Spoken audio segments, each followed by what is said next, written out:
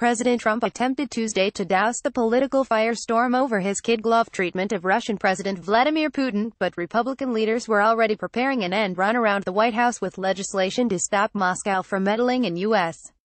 elections again. Trump reaffirmed his full faith in U.S. intelligence agencies and their conclusion that Moscow tampered with the 2016 presidential election. He insisted that he misspoke when he raised doubts about his views on the Russian cyberattack on the election while standing beside Mr. Putin after their meeting Monday in Helsinki.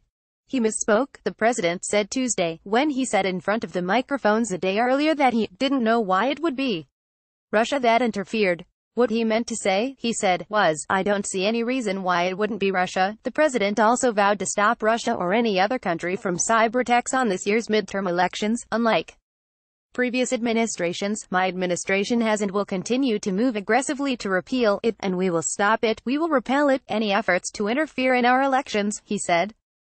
We're doing everything in our power to prevent Russian interference. In 2018, the White House invited reporters into Mr.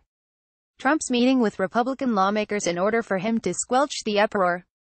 Republican lawmakers and die-hard Trump supporters insisted that the president move quickly to repair the impression that he vouched for Mr. Putin's denials.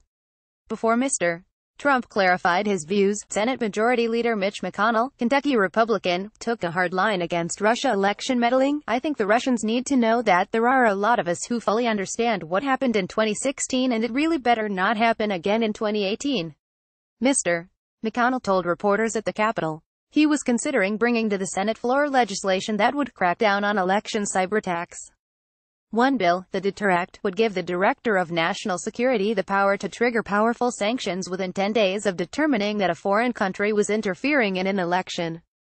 The bill was authored by Senator Marco Rubio, Florida Republican, and Senator Chris Van Hollen, Maryland Democrat. House Speaker Paul D. Ryan, Wisconsin Republican, said he would consider legislating more sanctions on Russia. I understand the desire and need to have good relations, he said. But Russia is a menacing government that does not share our interests and it does not share our values, and I think that should be made very, very clear. Republicans welcomed Mr. Trump's revised statements. Senator Rob Portman, Ohio Republican, said he was glad Mr. Trump corrected the record. I wish he had said it in front of President Putin and the world yesterday, he told Neil Cavuto on Fox Business Network. Democrats, who have used the Russia investigation to question the legitimacy of Mr. Trump's presidency, were not swayed by the clarifications. Senate Minority Leader Charles E. Schumer, New York Democrat, said the president's clarification was an attempt to squirm away from what he said yesterday. It's 24 hours too late, and in the wrong place. If the president can't say directly to President Putin that he is wrong and we are right and our intelligence agencies are right, it's ineffective, and worse, another sign of weakness. Mr. House Minority Leader Nancy Pelosi, California Democrat, said, the president's walk back creates more questions than answers, and the American people deserve to know whether the president really stands with the American people and our democracy. Earlier Tuesday, House Democrats attempted to pass a resolution in the condemning Mr. Trump for his Helsinki remarks.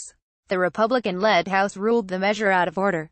For the president's base, his performance in Helsinki threatened to dent his image as a fearless bare-knuckle negotiator. It hurts his brand with his supporters, said Republican Party strategist Ford O'Connell, who predicted Mr. Trump would rebound. He came in as a law and order guy, and in that respect that's what he has to repair. Mr.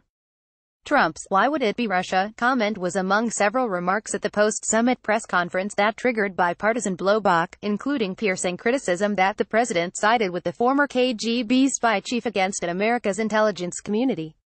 During the press conference, Mr. Trump seemed satisfied that Mr. Putin had offered him an extremely strong and powerful denial of Russian interference in American elections.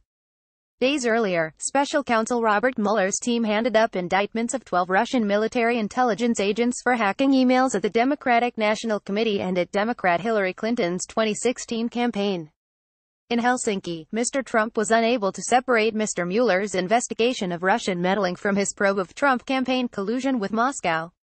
On Tuesday, he repeated an assertion that the Obama administration turned a blind eye to Russia's interference because they believed Mrs.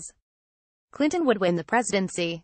He said he believed Russia was responsible but added that others could have been involved. I have full faith and support for America's great intelligence agencies, always have. Mr. I have felt very strongly that while Russia's actions had no impact at all on the outcome of the election, let me be totally clear in saying that, and I've said this many times, I accept our intelligence community's conclusion that Russia's meddling in the 2016 election took place. Mr. Trump repeatedly stressed that there was no collusion, declaring the meeting a success. Mr. Trump said he had made significant progress toward better U.S.-Russian relations and peace in the world. I thought that the meeting that I had with President Putin were really strong, he said. They were willing to do things that, frankly, I wasn't sure whether or not they would be willing to do, and we'll be having future meetings and we'll see whether or not that comes to fruition. Dan Boylan contributed to this article.